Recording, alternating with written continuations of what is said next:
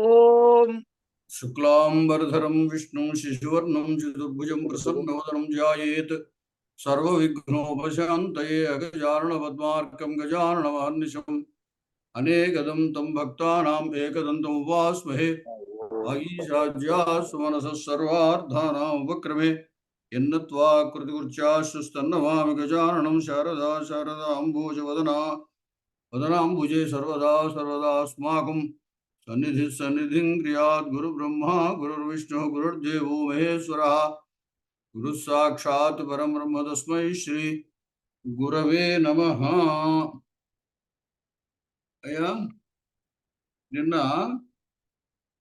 ఈ శుద్ధాంత దుర్లభమిదం వపురాశ్రమవాసినో యది జనస్య దూరీకృతా ఖలు గుణై ఉద్యానలతా వనలతాభి అనేటువంటి చోట దృష్టాంతాలంకారం అనుకుంటారేమో, అది కాదు. ఇంతకు ముందు చెప్పిన పద్ధతి ప్రకారంగా ఉక్త న్యాయేన అది నిదర్శనాలంకారమే అవుతుంది అని చెప్పారు. దృష్టాంతానికి నిదర్శనకి ప్రధానమైన భేదం ఏంటంటే ఉపమాన వాక్యం ఉపమేయ వాక్యం రెండు కూడా స్వతంత్రంగా పూర్తి అయి ఉంటాయి. నిదర్శనలో అయితే ఒక వాక్యార్థం పూర్తవడానికి వేరొక వాక్యార్థం కలిపితే కానీ సంపూర్ణమైన వాక్యార్థం కాదు. అంచేది అలాగా, అంటే ఉపమాన వాక్యార్థం యొక్క అపేక్ష ఉపమేయ వాక్యార్థానికి ఉంటుందన్నమాట. అలా ఉన్నప్పుడు నిదర్శనాలంకారము అని తేల్చారు. ఇయంచ సామాన్యేనైవ ఉపమాన వృత్తస్య ఉపమేయే అసంభవాతు ప్రతిపాదిత పూర్వై. ఏమన్నారంటే ఉపమాన వృత్తస్య ఉపమేయే అసంభవాతు. సాధారణంగా పూర్వీకులు ఏం చేశారు అంటే ఉపమాన వృత్తము ఉపమేయమునందు అసంభవమై ఉన్నప్పుడు ఈ నిదర్శనాలంకారము ప్రతిపాదింపబడింది. వస్తుతస్తు ఉపమేయ వృత్తస్య ఉపమానే అసంభవాదపి సంభవతి. పైన ఉపమాన వృత్తస్య ఉపమేయే అంటే ఉపమానము యొక్క ధర్మం ఏదైతే ఉందో అది పూర్తిగా ఉపమేయమునందు ఉండదు. ఉండనప్పుడు నిదర్శనాలంకారం, ఉండకపోయినా అక్కడ సాదృశ్య ఔపమ్యం సూచింపబడుతూ ఉంటుంది.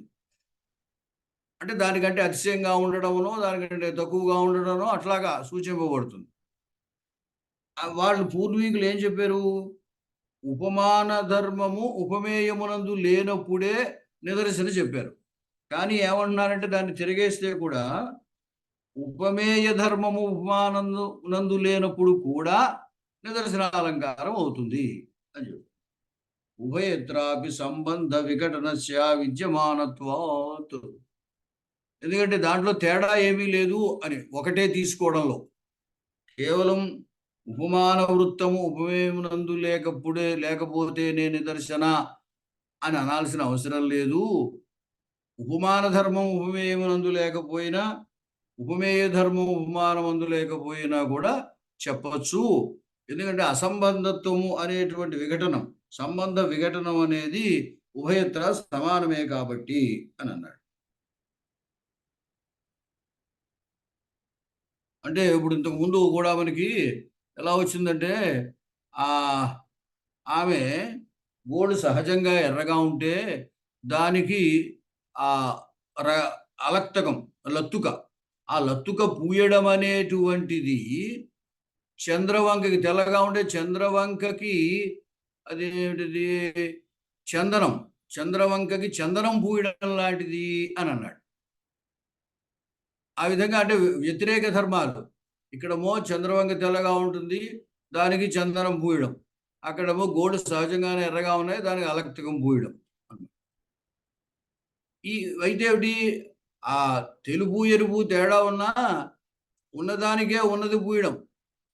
ఎరుపు ఉన్నదానికే సహజంగా ఎర్రగా ఉన్న గోళ్ళకి ఎరుపు పూయడం, సహజంగా తెల్లగా ఉన్న చంద్రవంకి చందనం, తెల్లగా ఉన్న చందనం పూయడం.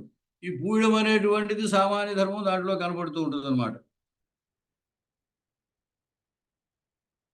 అంచేత అసంభవం అంటే ఏమిటి? ఆ ఉభయము, ఈ తెల్లదనాన్ని పూయడమును ఎర్రదనాన్ని పూయడము ఒకటి కాదు కదా. అందువల్ల అసంభవత్ అని ఉపమాన ధర్మ వృత్తము ఉపమేయమునందు అసంభవము అనేటువంటిది అక్కడ చూపించారు. అంతే అక్కర్లేదు, ఉపమేయ వృత్తం ఉపమానమందు లేకపోయినా కానీ నిదర్శనాలంకారమే అవుతుంది అన్నాడు. దానికి ఉదాహరణగా చూపిస్తున్నారు. తద్యథా వియోగే గౌడనారీణాం యోగండ తలపాండిమా అలక్ష్యత సకర్జూరి మంజరి గర్భరేణుషు అన్నాడు. అని రాజుగారు శత్రువును ఓడించేశారు. ఓడించేస్తే వారి భార్యలందరూ కూడా కంగారు పడి భయపడిపోయి పరిగెత్తుకు వెళ్ళారు. ఆ పరిగెట్టేటప్పుడు భయంతో పరిగెడుతున్నారు. అలాగే తమ యొక్క భర్తలు మరణించారు. అందువల్ల ఏమైంది అంటే వాళ్ళ ముఖాలు గండస్థలాలు పారిపోయి తెల్లగా ఉన్నాయి ఏమండి. అలాగే పరిగెడుతున్నారు, అంటే సహజంగా వాళ్ళు అందంగా నడుస్తారు, అంశగమన అంటారు కదా. అంచేత ఆ సహజంగా అందంగా నడిచేటువంటి స్త్రీలు కాస్త ఇప్పుడు ప్రస్తుతం భయంతో పరిగెడుతున్నారు. వాళ్ళ గమనం తొట్టుబాటుతో ఉన్న గమనం ఉన్నది. తర్వాత సరే, అలాగే వారి యొక్క వక్షోజములు సౌందర్యముతో ఉండేటువంటి వల్లగా ఈ అలిసిపోవడం వల్ల ఆ సౌందర్యాన్ని పోగొట్టుకున్నాయి అని ఈ విధంగా వర్ణించాడు ఇక్కడ.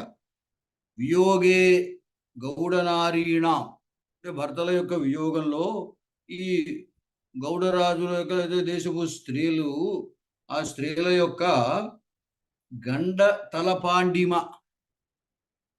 గండస్థలం యొక్క తెల్లదనం ఏదైతే ఉందో అది ఖర్జూరి మంజరీ గర్భరేణిషు అలక్ష్యత. మరి మనం చూసేమో లేదో, మీరుగా నేను చూడలేదు, మీరు చూసి కూడా ఉండరు. ఖర్జూరపు చెట్లు, దాని యొక్క పువ్వు, ఆ పువ్వులో ఉండేటువంటి పుప్పొడి, ఆ పుప్పొడి తెల్లగా ఉంటుందట. ఖర్జూరి మంజరి అంటే ఆ ఖర్జూర చెట్టు యొక్క ఆ పువ్వుల గుత్తి, వాటిల్లో ఉండే పుప్పొడి. మంజరి గర్భ రేణుషు, పుప్పొడి, ఆ పుప్పొడి తెల్లగా ఉంటుందన్నమాట. అందువల్ల ఏమన్నారంటే ఈ స్త్రీల యొక్క గండస్థలం యొక్క పాండిమ, తెల్లదనము అక్కడ గుర్తింపబడుతోంది అన్నాడు. అయితే ఈ తెల్లదనం వేరు, ఆ తెల్లదనం వేరు. భయంతో పాలిపోయినటువంటి చెక్కిళ్ళ యొక్క తెల్లదనం వేరు, అది వేరు. అయితే ఇక్కడ ఏది ఉపమేయము, ఈ స్త్రీల యొక్క గండస్థలంలో ఉన్న తెల్లదనం. ఉపమానము ఆ ఖర్జూరి పుష్పములలో ఉన్నటువంటి పుప్పొడి యొక్క తెల్లదనం. ఇది అసంభవత్, అంటే ఉపమేయ వృత్తము ఉపమానమునందు అసంభవం. ఇంతకుముందు ఇచ్చే ఉదాహరణలో ఉపమాన వృత్తము ఉపమేయమునందు అసంభవం. ఇంతకు ముందు ఉదాహరణలో ఆ చంద్రవంకకి చందనం పూయడము అది ఉపమానం, అది ఉపమేయమైనటువంటి గోళ్లకు లత్తుక వేయడం. అంచేత అక్కడ ఉపమాన వృత్తము ఉపమేయమునందు అసంభవానికి వెనుకటి ఉదాహరణ అన్నమాట. ఈ ఉదాహరణలో ఏమిటంటే ఉపమేయ వృత్తము ఉపమానములో, ఇక్కడ ఉపమేయము స్త్రీల గండస్థలం యొక్క తెల్లదనం, అది ఆ ఖర్జూర పువ్వుల పుప్పొడి, అది ఉపమానం, దాని యందు లేదు.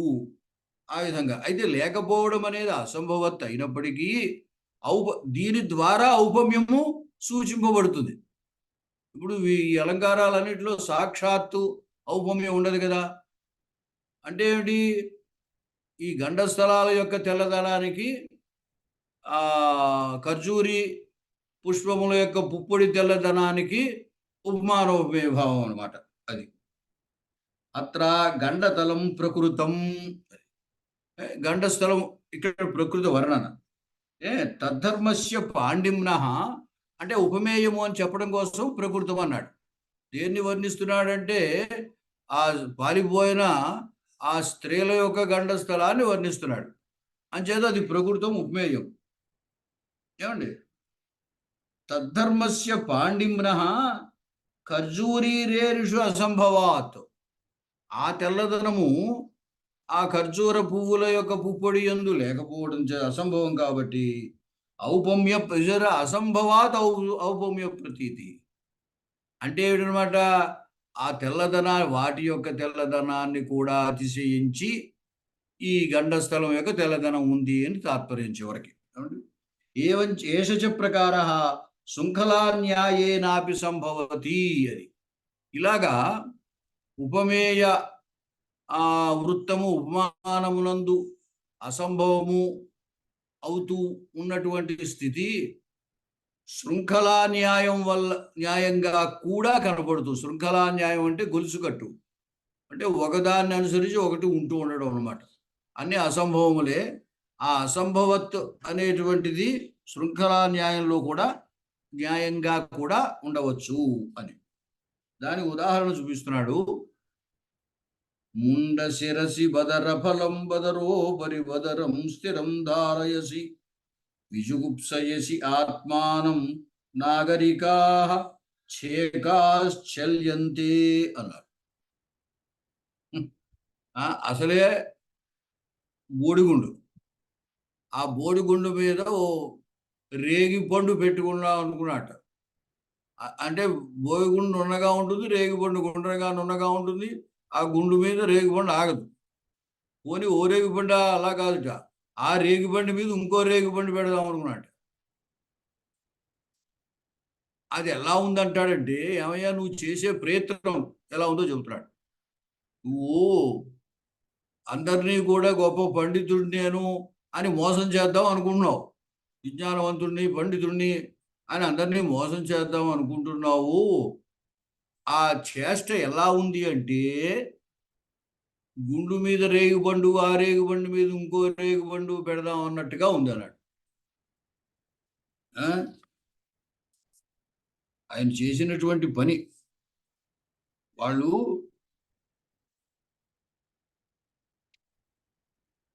విజుగుప్స ఆత్మ నాగరికా ఛేకా చల్యంతే. నాగరికులు అంటే మోసం చేయడంలో నాగరికులు గొప్ప పెద్దవాళ్ళు, గొప్పవాళ్ళు. అంచేత ఇక్కడ ఈ నాగరికులు ఏమనుకుంటున్నారు అనమాట? ఆ పండితుల్ని మోసగిద్దాం అనుకుంటున్నారు. ఎలాగ తాము కూడా పండితులమే అన్నట్టుగా వాళ్ళని మోసగిద్దాం అని అనుకోవడం. నాగరికులు పండితుల్ని మోసగిద్దాం అనుకోవడం అనేటువంటిది ఎలా ఉంది అంటే, బోడిగుండు మీద రేగుపండు పెట్టి ఆ రేగుపండు మీద ఇంకో రేగుపండు పెట్టే ప్రయత్నం చేసినట్లుగా హాస్యాస్పదంగా ఉన్నది అన్నాడు. ఇక్కడ నాగరికులు విద్వాంసుల్ని మోసం చేయడము అనేటువంటిది ప్రస్తుతం ఉపమేయం. అది దానికి ఉపమానముగా అది చెప్పబడింది. ఏమిటి? ఆ గుండు మీద రేగిపండు, ఆ రేగిపండు మీద ఇంకో రేగిపండు అని. ఇక్కడ అసంభవత్ అనేటువంటిది శృంఖల. శృంఖల అంటే ఏమిటి? ఓదానికి గొలుసు కట్టుగా ఇంకొకటి కట్టబడి ఉండడం. బోడిగుండు మీద రేగిపండే ఉండదు. అలా ఉండనటువంటి రేగిపండు మీద మళ్ళీ ఇంకో రేగిపండు పెట్టడము కుదరదు అనమాట. రెండు అసంభవములే కదా, అది ఉద్దేశం. అంచేత శృంఖలా న్యాయం అంటే అది. ఇయమపి అదొక రకం. ఇంకా ఇంకో రకంగా కూడా ఉండొచ్చు అని చూపిస్తున్నాడు. ఇయమపి క్వచిత్ మాలయాపి సంభవంతి దృశ్యతే. శృంఖల వేరు, మాల వేరు. శృంఖల అంటే ఓదానికొకటి లింక్ అయి ఉండడం. అంటే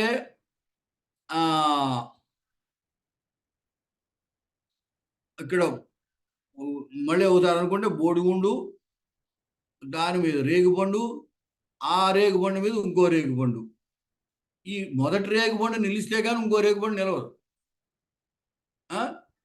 అందుచేత అది లింక్ అనమాట. శృంఖల అంటే అది. మాల అంటే వేరు.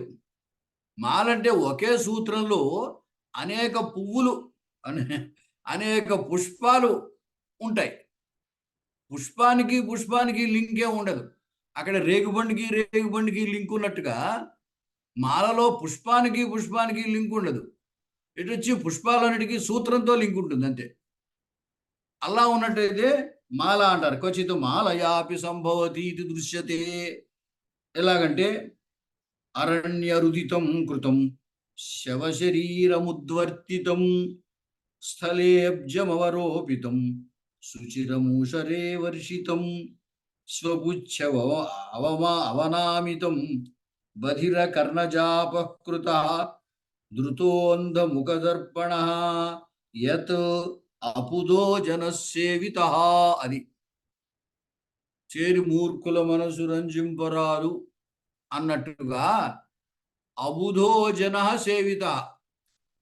ఒక ఆయన పాపం తెలియకుండా మూర్ఖుణ్ణి చాలా కాలం సేవించాడు. ఆయన వల్ల ఏదైనా ప్రయోజనం ఉంటుందేమో అని ఆశపడి ఉపకారం ఏమైనా చేస్తాడేమో అని అతన్ని అబుధ, అజ్ఞాని అయిన వాడు, మూర్ఖుడైనటువంటి జనుడు అతన్ని సేవించాడు. తర్వాత కొంతకాలం అనుకున్నాడు అనమాట, ఇదంతా కూడా వేస్టు. ఎలా వేస్టో చెప్పాడు. అరణ్యరుదితం కృతం. అది ఇంతకాలము నేను అరణ్యంలో ఏడిచాను అన్నాడు. అంటే అరణ్యంలో ఏడిస్తే ఎవరుంటారు? మనం చూసేవాళ్ళు, పట్టించుకునేవాళ్ళు. పూర్వకాలం నక్సలైట్ లేరులేండి, అయితే ఇప్పుడైతే నక్సలైట్ ఉంటారేమో, కానీ మామూలుగా అయితే అరణ్యరుదితం అంటారు. అరణ్యంలో ఏడిస్తే దాన్ని ఎవరు పట్టించుకుంటారు? పట్టించుకునే వాళ్ళు ఉండరు. అంచేది ఈ మూర్ఖుడిని సేవించడం అనేది అరణ్యరోధం లాంటిది. శవశరీరముద్వర్తితం. అలాగే శవం యొక్క శరీరానికి దానికి మర్దన చేసి అభ్యంగ స్నానం చేసి తైలములు అవి మంచి పెర్ఫ్యూములు అవి చల్లాడు అనుకోండి, దానివల్ల ఉపయోగం ఉంది. అలాగే స్థలే అబ్జం అవరోపితం. నేల మీద ఆ పద్మారోపణ చేయడం, పద్మతీగ, అదే పద్మలత, పద్మలతని నాటడం. నీళ్ళల్లో పద్మలత అయితే ఉంటుంది, కానీ నేల మీద ఎలా ఉంటుంది? శుచిరమూషరే వర్షితం. అలాగే చాలా కాలం ఊషర క్షేత్రంలో వర్షం కురవడం. శ్వవుచ్చం అవనామితం. వంకరగా ఉన్నటువంటి కుక్కతోకని సరళంగా, రుజువుగా, సమానంగా చేద్దామని ప్రయత్నించడం. బధిర కర్ణజాపకృత. చెవిటివాడి చెవులో రహస్యం చెప్పడం. ధృతో అంధముఖ దర్పణ. గుడ్డివాడికి అద్దం చూపించడం. ఈ పనులన్నీ ఎలా వ్యర్థములైనవో అలాగే ఇది ఆ మూర్ఖజనుణ్ణి సేవించడం అనేది. అంచేది మూర్ఖజనుణ్ణి సేవించడం ప్రస్తుతం, అది ఉపమేయం. ఉపమేయానికి ఉపమానములుగా చాలా ఇచ్చారు. అంచేది ఇది మాలా న్యాయం అని ఇది అన్నమాట. అయితే ఇవన్నీ కూడా ఒకే ఉపమేయమునకు ఉపమానములు దండగుచ్చినట్టుగా ఉపమానములు వరుసకు ఇచ్చాడు. ఇందాక దానికి తేడా అనమాట. ఇందాకాటిది ఉపమానానికి ఓదానికి ఒకటి లింక్ ఉంటుంది. మొదటి రేగిపండు నిలిస్తేనే రెండవ రేగిపండు దాని మీద నిలుస్తుంది. అంచేత మొదటి రేగిపండుకి రెండో రేగిపండుకి లింక్ ఉందనమాట. ఇక్కడ దీంట్లో మొదటి ఉపమానానికి రెండో ఉపమానానికి లింకే ఉండదు. అందుచేత ఏమన్నాడంటే దీన్ని మాలా నిదర్శనాలంకారము మాలగా చెప్పడము అన్నాడు. మాలా ఉపమా అంటూ ఉంటుంది కదా, వరుస పెట్టి ఉపమానాలు, ఒకే దానికి అనేకమైన ఉపమానాలు. మన బాణభట్టు కాదంబరి చదివిన రామాయణంలో వాల్మీకి మహర్షి సీతాదేవిని వర్ణించిన సందర్భం ఉంటుంది, బాగా కృషించిపోయింది అని చెప్పడానికి. ఆ సందర్భంలో సుందరకాండలో, ఆ సందర్భంలోనూ ఈ మాల ఉపమానాలు ఎక్కువగా ఉంటాయన్నమాట.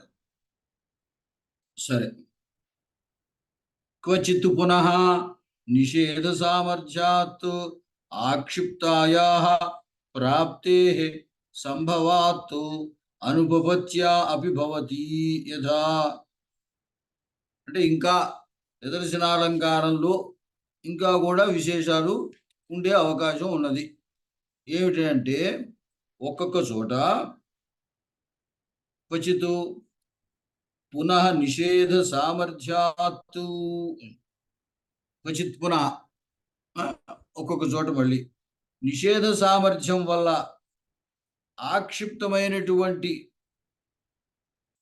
ప్రాప్తే సంభవాత్, అంటే అసంభవమైనది చూడగానే వాచ్యార్థంగా అసంభవం ఉంటుంది. అయితే అక్కడ నిషేధించడం వల్ల సంబంధం ప్రాప్తిస్తుంది అనమాట. అటువంటప్పుడు సంబంధ ప్రాప్తే సంబంధ అనుపపత్యా అపి, సంబంధం లేకపోయినప్పుడు కూడా ఆక్షేపం వల్ల ప్రాప్తిస్తోంది కాబట్టి అది అది ఒక రకమైన నిదర్శనాలంకారం అవుతుంది అన్నాడు. దానికి ఉదాహరణగా ఉత్కోపే త్వయి కించిదేవ చలతి ద్రాగూర్జరక్ష్మాభృతా ముక్తా భూ న పరం భయాన్మరుజుషాం యావత్ తదేణీదృశాం పద్భ్యాం హంసగతి ముఖేన శశినః కాంతి కుచాభ్యామపి క్షామాభ్యాం సహసైవ వన్యకరిణాం గండస్థలీ విభ్రమా. ఇందాక చెప్పినటువంటి శ్లోకంలో కేవలం గండస్థలం ఒకటే చెప్పాడు. యోగే గౌడనారీణాం యో గండతల పాండిమా అని ఇచ్చాడు. వాళ్ళు భయంతో పరిగెడుస్తుంటే ఆ భర్తల యొక్క వియోగం వల్ల వాళ్ళ యొక్క చెక్కిళ్ళు తెల్లబడ్డాయని, అది ఒకటే చెక్కిళ్ళు తెల్లబడ్డం మాత్రమే అక్కడ చెప్పాడు. కానీ ఇక్కడ ఏమిటంటే వాళ్ళు భయంతో పరిగెడుతుంటే ఉన్నటువంటి అనేక విశేషాలు ఇక్కడ చెబుతున్నాడు. ఉత్కోపే త్వయి కించిదేవ చలతి ద్రాక్ అన్నాడు. ఆ రాజుగారు తోడు అంటున్నాడు అనమాట ఒక ఆయన, ఓ రాజా, నువ్వు కోపంతో అలాగా కదిలేవో లేదో యుద్ధానికి, కోపంతో కొంచెం ముందుకి యుద్ధంలో కదిలేవో లేదో, గూర్జరక్ష్మాభృత ముక్తాభూ, ఆయన గూర్జర రాజు, ఆయన భూమిని విదిలిపెట్టేశాడు, ఆయన చేత భూమి విదిలిపెట్టబడింది. ముక్తాభూ నా, అది భూమి విడిచిపెట్టబడలేదు. ఆ గూర్జర రాజు చేత భూమి మాత్రమే విడిచిపెట్టలేదు. భూమి మాత్రమే విడిచిపెట్టలేదు అంటే ఇంకా ఏమిటంటే పరం భయాన్ మరుజుషాం, అంటే ఆయన ఒక్కడు మరణించడంతో సరిపోలేదు, ఇంకా ఏమైందంటే భయంతో ఆ ఎడారుల్ని ఆశ్రయించినటువంటి మరుజుషాం యావత్ తదేణీదృశాం, వారి యొక్క స్త్రీలు ఏణి దృక్కులు, లేడీ కన్నులు కలవారు అనమాట. లేడీ కన్నులు కలవారు, లేడీస్ని వర్ణించినప్పుడు లేడీ కన్నులు కలవాళ్ళు అని వర్ణిస్తాడు అనమాట. ఏణీ దృశాం అన్నాడు. ఆ ఏణీ దృశ వారి యొక్క పద్భ్యాం హంసగతి, ఏవేం పోయాయో చెబుతున్నాడు. ఆయన ఒక్కడే ఎవడైనా గూర్జర రాజు, ఆ గూర్జర రాజు ఒకడు ఆ భూమిని మాత్రమే విడిచిపెట్టడం కాదు అని ఉద్దేశం. భూమిని విడిచిపెట్టడం ఒకటే కాదు అని నా అని పెట్టాడు. ఇంకా ఏమిటి అంటే పద్భ్యాం హంసగతి, ఆ పాదముల చేత హంసగతి, అంటే వాళ్ళు మరి హంసగమనాన్ని వర్ణిస్తారు కదా స్త్రీలని, అందుచేత వాళ్ళు పరిగెడుతుంటే ఇంకా హంసగమనం ఏమిటి, భయంతో పరిగెడుతుంటే, కాబట్టి హంసగమనం వారి యొక్క పాదముల చేత హంసగమనం విడువబడింది. ముఖేన శశినః, అలాగే శశినః కాంతి, చంద్రుని యొక్క కాంతి, వారు మామూలుగా ఉన్నట్టయితే చంద్రకాంతి ఉంది వాళ్ళ ముఖంలో, అటువంటిది ఇప్పుడు పరిగెడుతున్నారు, భయంతో ఆయాసం వస్తుంది, అలసట వస్తుంది, చెమటలు కారుతున్నాయి. అందువల్ల వారి యొక్క ముఖము చంద్రకాంతిని విడిచిపెట్టేసింది. కుచాభ్యామపి క్షామాభ్యాం సహసైవ వన్యకరిణాం గండస్థలీ విభ్రమ. అలాగే ఆ స్త్రీల యొక్క వక్షోజాలని ఆ ఏనుగుల యొక్క గండస్థలంతో వర్ణిస్తూ ఉంటారు. అటువంటి విభ్రమం కూడా విడిచిపెట్టేసాయి. ఎందుకంటే ఈ పరుగు పెట్టడంలో వాటికి సౌందర్యం ఎక్కడ ఉంటుంది? ఆ విధంగా ఆ వారి యొక్క వక్షోజములు కూడా సౌందర్యాన్ని విడిచిపెట్టేయి అని చెప్పాడు. ఇక్కడ అత్ర ముక్త ఇది నిషేధ పదం. అంటే వాటి యొక్క నిషేధ పదం అంటే ఏమీ లేదు, వాటి వాటి సౌందర్యాన్ని విడిచిపెట్టాను.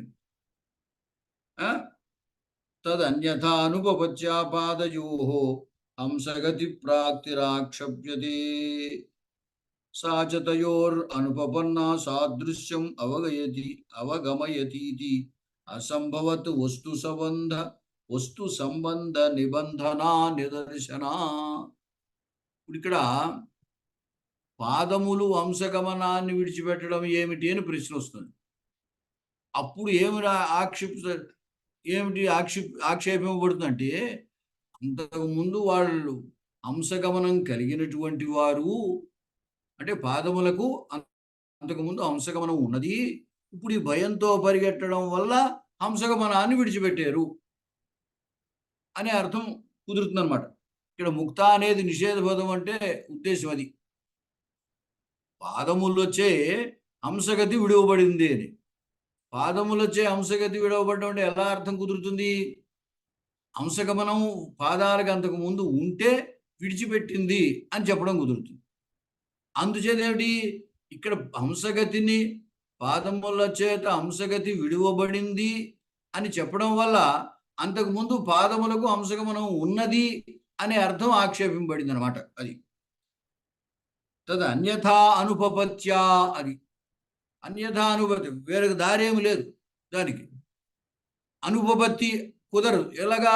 పాదములచే హంసగమనం విడవడం అనేది కుదరదు. ఎందుకు? హంసగమనం ఉంటే కానీ విడవడం కుదరదు. కాబట్టి హంసగమనం ఉంది అనే అర్థాన్ని ఆక్షేపిస్తుంది.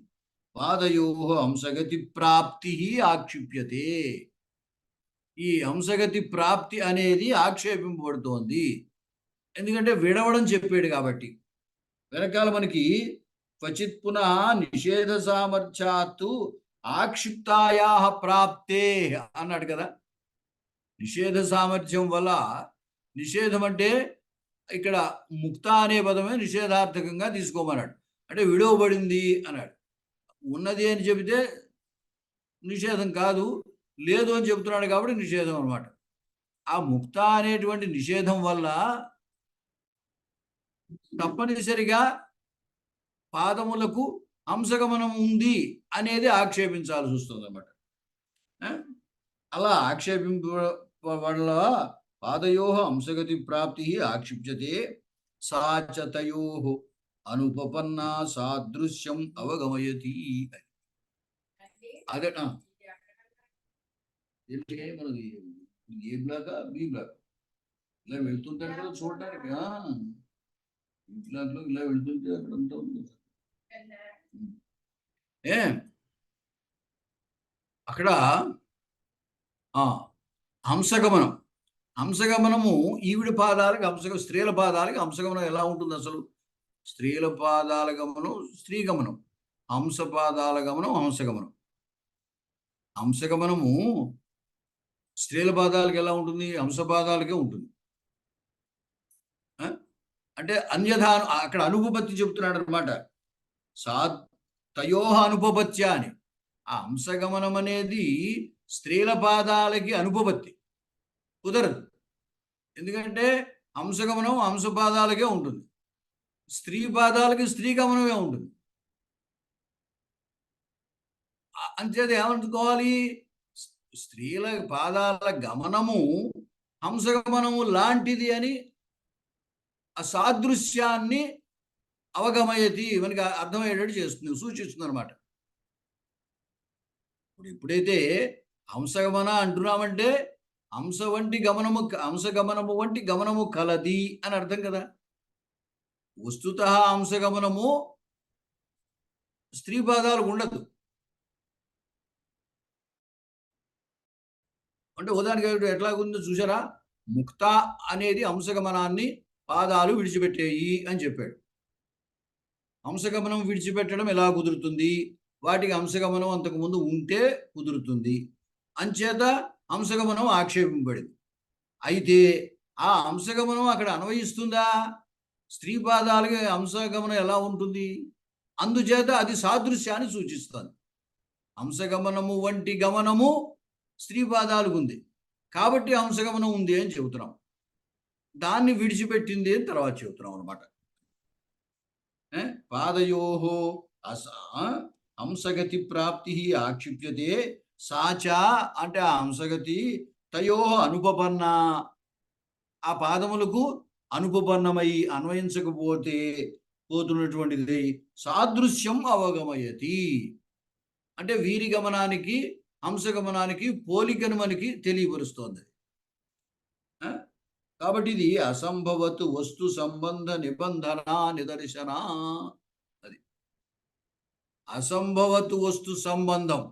అసంభవత్ వస్తు సంబంధం అంటే హంసగమనం అనేది వాటి యందు సంభవించకపోయినా సాదృశ్యం వల్ల దానితో సంబంధము కలిగినదిగా చెబుతున్నాం.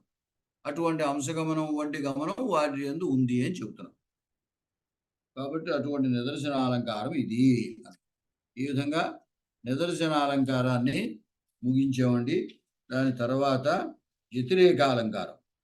వ్యతిరేకో విశేషశ్చేదుపమానోపమేయయో అని మనకి చంద్రాలోకంలో వ్యతిరేకో విశేషశ్చేద్ ఉపమానోపమేయయో శైలా ఇవోన్నతా సంతః కింతు ప్రకృతి కోమలా అని వర్ణిస్తాడు.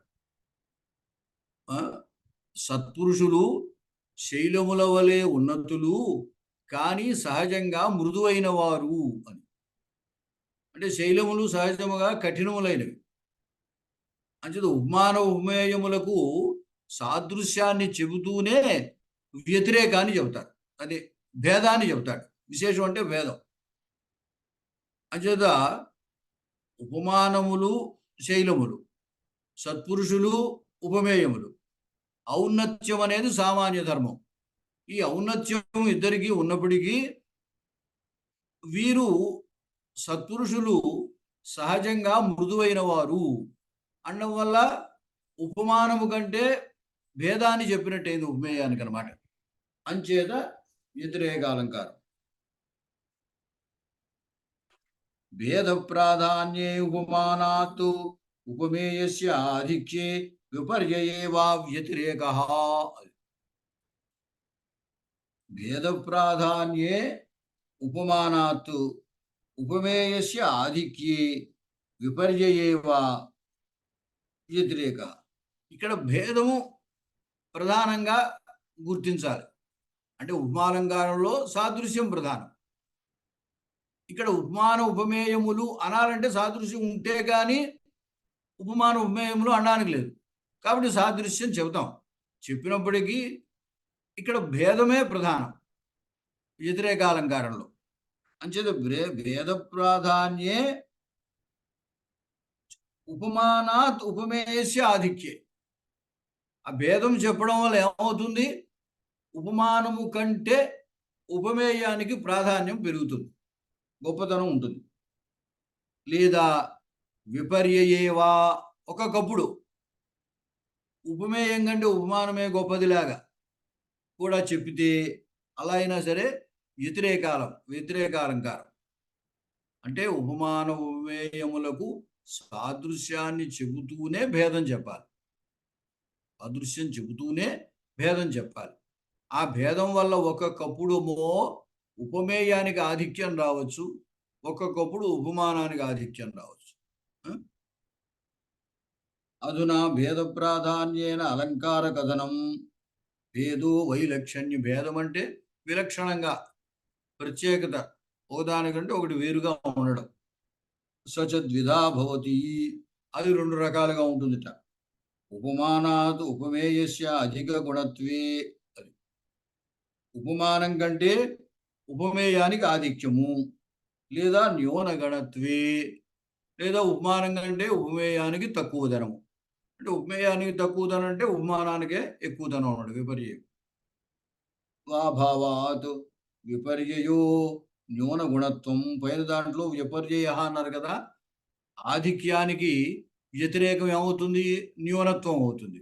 అది క్రమేణ ఉదాహరణం, ఉపమానము కంటే ఉపమేయ ఆధిక్యము చెప్పడం కానీ, లేదా ఉపమానము కంటే ఉపమేయానికి న్యూన గుణత్వం చెప్పడం కానీ, ఈ రెండు కూడా వ్యతిరేక అలంకారములే. దాంట్లో ఒకదానికి ముందు ఆధిక్యానికి ఉదాహరణ ఇస్తున్నారు.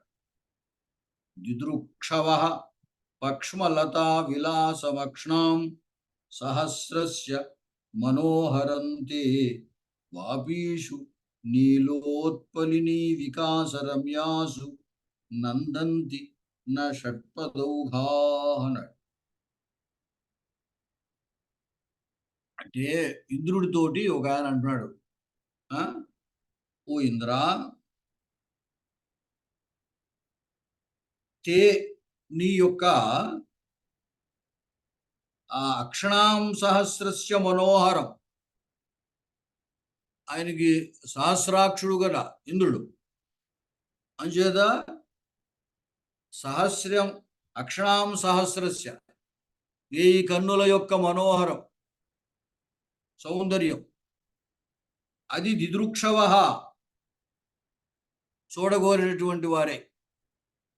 ఆ మనోహరానికి విశేషణం పక్ష్మలత విలాసం.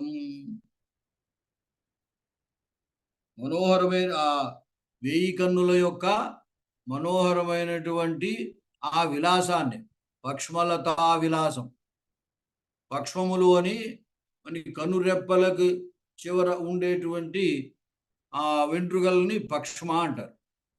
అవి వరుసగా ఉంటాయి.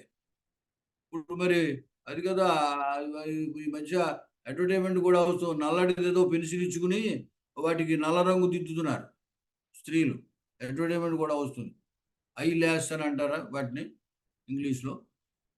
అంచేది ఇంకాస్త నల్లగా ఉండేటట్టుగా జాగ్రత్తగా కంట్లో గుచ్చుకోకుండా రాసుకోవాలి చేసుకునేవాళ్ళు, మేకప్ చేసుకునేవాళ్ళు.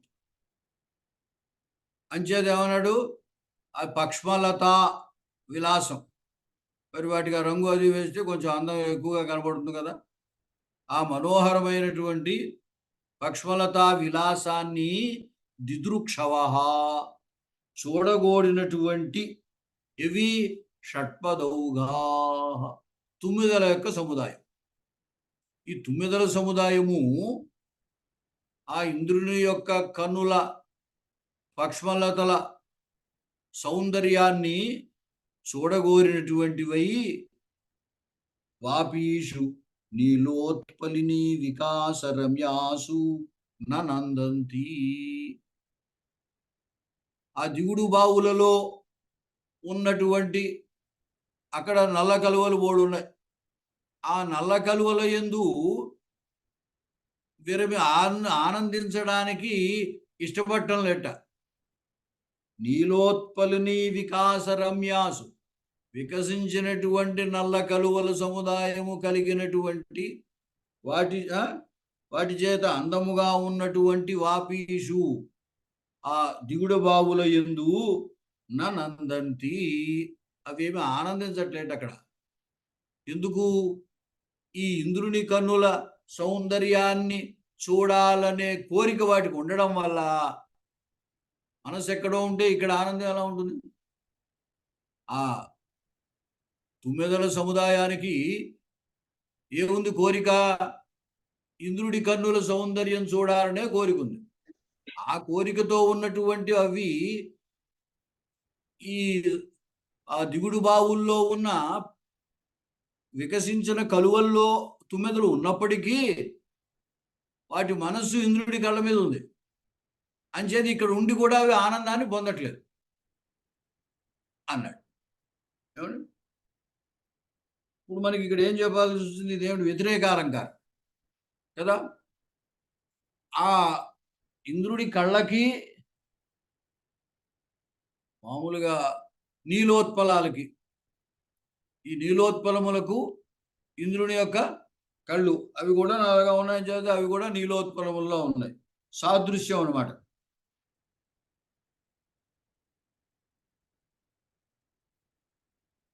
అయితే విశేషం ఏమిటి ఇక్కడ వ్యతిరేకత అంటే, ఆ తుమ్మెదలు ఇక్కడ ఉండి కూడా ఆనందాన్ని పొందట్లేదు.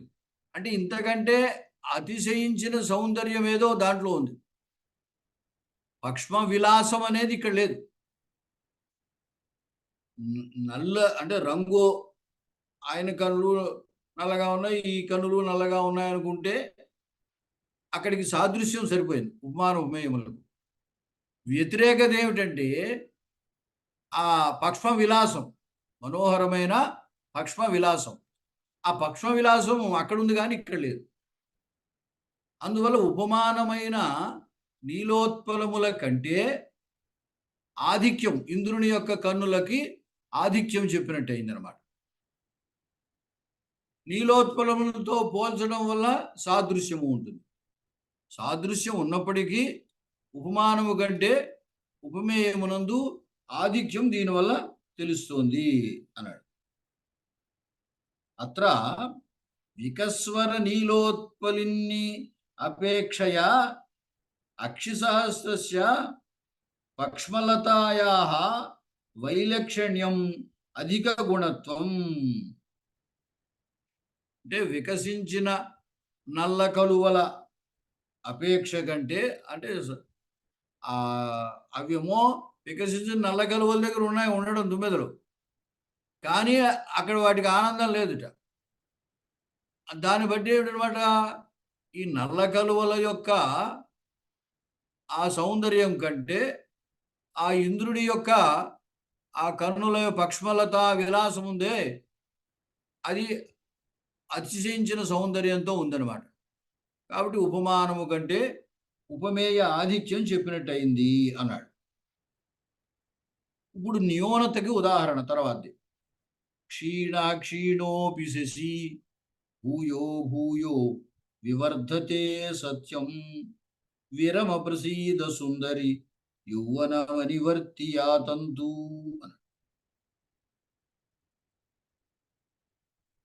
అంటే ఇక్కడ ఏమిటంటే, ఒక వాళ్ళు లవర్సు, ఆవిడకి ఆయన మీద కోపం వచ్చింది. ఆ కోపం ఇంకా తీరలేదు. తీరకపోవడం చేత ఆయన బెల్లగొట్టినా ఆవిడ తలుపు తీయలేదు. అప్పుడు ఆవిడ దగ్గర సఖులు, అదే చెలికెత్తలు ఉన్నారు. ఆ చెలికెత్తలు చెబుతున్నారనమాట ఆవిడతోటి ఈ విధంగా. క్షీణోపి శశి భూయ భూయ వివర్ధతే సత్యం. అమ్మా, చంద్రుడు ఉన్నాడనుకో, ఆయన రోజు రోజుకి క్షీణించినా తర్వాత మళ్ళీ రోజు రోజుకి వృద్ధి చెందుతూ ఉంటాడు. అది నిజం, అంతే కదా. అమావాస్య వస్తుంటే క్షీణిస్తూ ఉంటాడు, అమావాస్య దాటాక మళ్ళీ రోజు రోజుకి వృద్ధి చెందుతూ ఉంటాడు. కానీ ఇక్కడ ఏం చెబుతున్నాడంటే, విరమ, ఈ కోపం ఇంక చాలించు, కోపం నుండి విరమించు.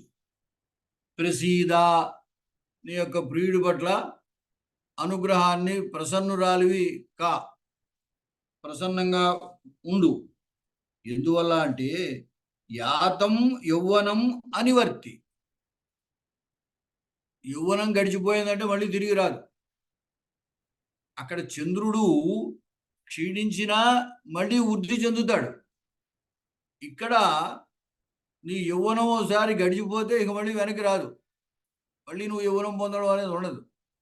కాబట్టి ఈ కోపాన్ని చాలించి నీ యొక్క ప్రియుడి పట్ల ప్రసన్నంగా ఉండు అని చెలికెత్తలు ఆమెకు సలహా ఇస్తున్నారు.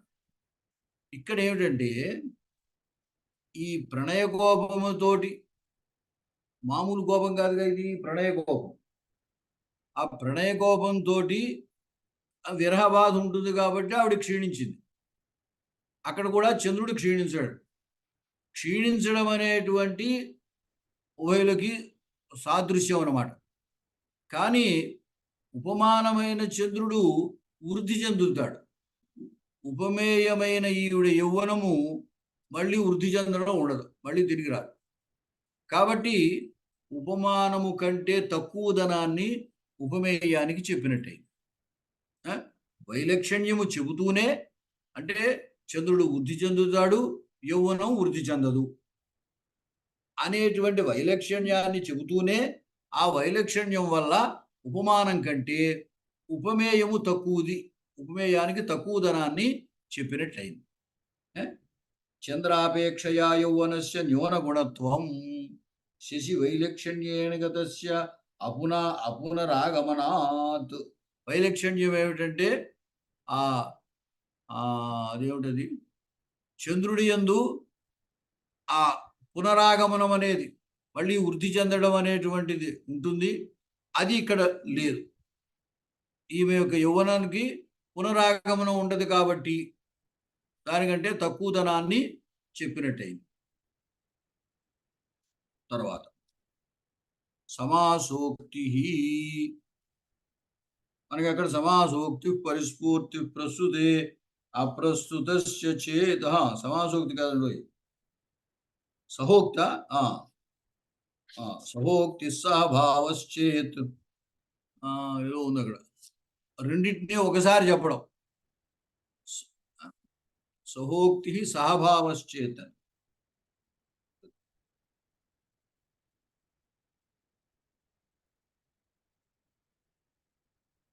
ఉపమానోపమేయయోః ఏకస్య ప్రాధాన్య నిర్దేశే అపరస్య సహార్థ సంబంధే సహోక్తి. అంటే ఉపమాన ఉపమేయములకు ఒకదానికి ప్రాధాన్యాన్ని నిర్దేశించి మరొకదానికి సహార్థ సంబంధంతో చెప్పినట్లయితే అది సహోక్తి అలంకారం. సహార్థ సంబంధం అంటే అప్రధానానికి సహా వాడతాం. అదేమిటది, పుత్రేణ సహ ఆగత పిత అని ఉదాహరణ మన కారక ప్రకరణంలో వస్తుంది. సహయుక్తే అప్రధానే అని, సహయుక్తే అప్రధానే అని. అప్రధానానికి సహశబ్దముతో యోగం ఉండి తృతీయ విభక్తి వాడతాం. తండ్రిని పిలిచారు, కుర్రాడు కూడా నేను వస్తానని పేచీ పెట్టాడు, ఆ కుర్రాడిని తీసుకువెళ్ళాడు. అయితే ఇక్కడ తండ్రి యొక్క గమనమే ప్రధానం, కుర్రాడు వెళ్ళడం అనేది అప్రధానం. సహా అనేది దేనితో కలుపుతామో అది అప్రధానము అని అర్థం. మనం ఒక వాక్యం చెబుతాం చూడండి, రామః సీతయా సహ వనం గతవాన్. రాముడు సీతతో కూడి వనానికి వెళ్ళాడు. అదే తెలుగులో మనకి చెబితే రాముడు అప్రధానంగా అనిపిస్తాడు. తెలుగు వాక్యంలో రాముడు సీతతో వెళ్ళాడంటే సీతతో రాముడు కూడా వెళ్ళాడు అని అనిపిస్తుంది.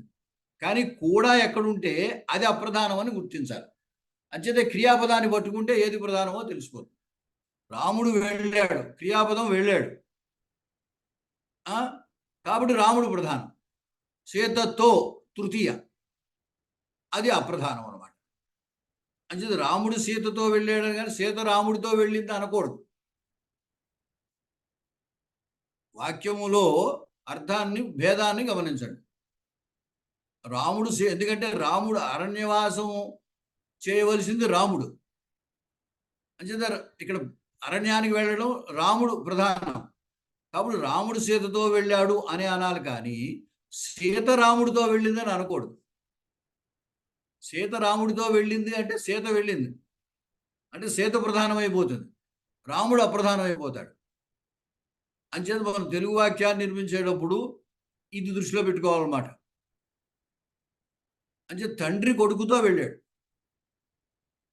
కొడుకు తండ్రితో వెళ్ళాడు అనకూడదు.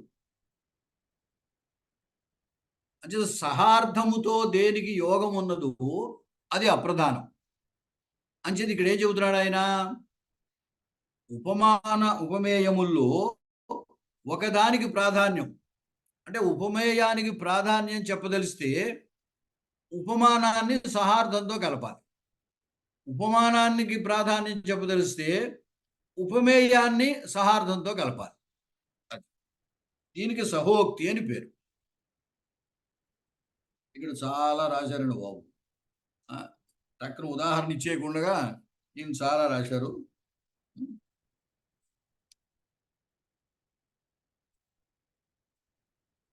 ఒకటి ఉదాహరణ ఉడికే చెప్తున్నాను.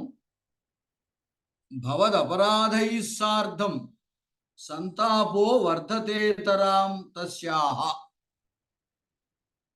భవద్ అపరాధై సార్ధం సంతాపో వర్ధతేతరాం తస్యాహ. దీంట్లో తస్యాహ సంతాపః వర్ధతేతరాం అంటే ఆమె యొక్క సంతాపము మిక్కిలి వృద్ధి చెందుతున్నది.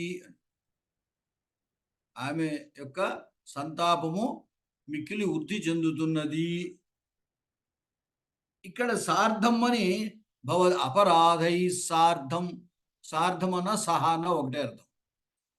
నీ పొరపాట్లతో కూడా, నీ అపరాధములతో కూడా ఆమె సంతాపము వృద్ధి చెందుతోంది అన్నాడు. ఏమైంది? ఇక్కడ సహా అనేది అపరాధానికి పెట్టాడు. సహార్థంతో అపరాధానికి యోగం ఉంది.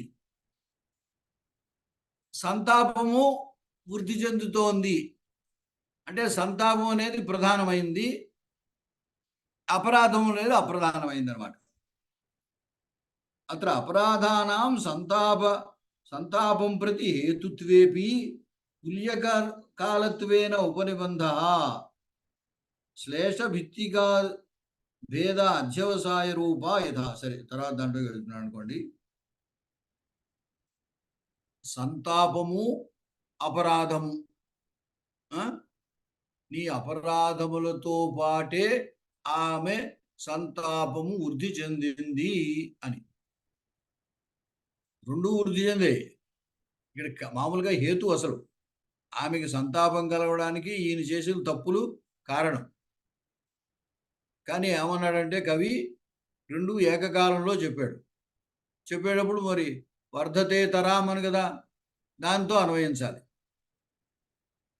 అంటే సంతాపం వృద్ధి చెందుతోంది నీ తప్పులతో పాటుగా అన్నాడు. నీ తప్పులతో కూడా, ఈ కోడాని దేనికైతే చేర్చామో అది అప్రధానం, సంతాపం ప్రధానం. ఇక్కడ తప్పులు వృద్ధి చెందడం ప్రధానం కాదు, దానివల్ల కలిగిన సంతాపం వృద్ధి చెందడం ప్రధానం అన్నమాట. దీనికి సహోక్చలంకారం అని పేరు అన్నాడు. ఇంకా ఇక్కడ వివరణ చాలా ఉంది, అది కొంచెం టైం పడుతుంది కాబట్టి ఇక్కడ ఆపేస్తున్నాను. రేపు చెప్పుకుందాం. రేపు అంటే సోమవారం నాడు.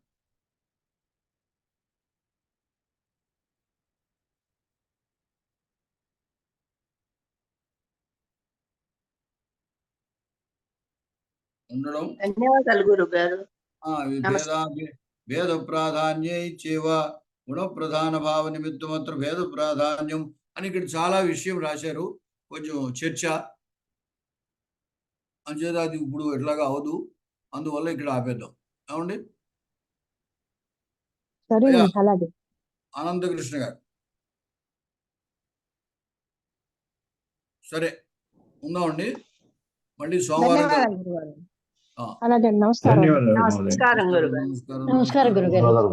మీ అందరూ అన్ని నమస్కారాలు నేను భరించలేను అని చాలు. నమస్కారాల భారం ఎక్కువైపోతుంది. అందుకే కొంతమంది చెప్పట్లేదు సార్, మీకు భారం అవుతుందని కొంతమంది సైలెంట్ గా విని ఊరుకుంటున్నాం. మంచిది, అదే భారం కదండి, కారము భారము. కారం భారం బాగుంది, కవిత్వం బాగుంది. కరెక్ట్. సరే ఉన్నామండి. ధన్యవాదాలు. ధన్యవాదాలు మహోదయ్. మీరు విన్నందుకు మీకు కూడా ధన్యవాదాలు. ఇక్కడ శ్లోకం ఇచ్చిన తర్వాత అర్థము, తాత్పర్యము, వృత్తి, వరదార్చన అని అన్నారు. వీటిలో అర్థం రాయాల్సిన అవసరం లేదు కదా, ప్రతిపదార్థం ఏది రవి ఏమీ రాయక్కర్లేదు అయ్యా. సరిగ్గా మనకి కావాల్సిన 2 ముక్కలు అజయరాజు మేము తయారు చేస్తామని చెప్పాను కదా, కంగారు పడకండి. అలాగే గురుగారు. లక్షణం, లక్ష్యం, దాంట్లో సమన్వయం ఒక ముక్క అంతే. అలాగా దాన్ని ప్రిపేర్ చేద్దాము. మీరు ప్రస్తుతం అలా విని ఆనందించండి అంతే. వృత్తి కూడా చాలా ముఖ్యంగా అనిపిస్తుంది. అవి అక్కర్లేదు, అవి ఏమి అక్కర్లేదు. మీరు పరీక్ష పేపర్లో వాడు ఏమి ఇచ్చాడో ఒకసారి చూడండి. అలంకారం పేరు ఇచ్చి రాశాడా, ఉదాహరణ ఇచ్చి అలంకారం ఏమిటో కనుక్కోమన్నాడా, ఎలా ఇచ్చాడో చూడండి. ఆ సరే. మోడల్లో మీరు ప్రిపేర్ అయితే చాలు. ఈయన చేసేటువంటి శాస్త్ర చర్చ అంతా అక్కర్లేదు మనకి. అవెంత కష్టం, అంటే చాలా ఆయన కష్టం.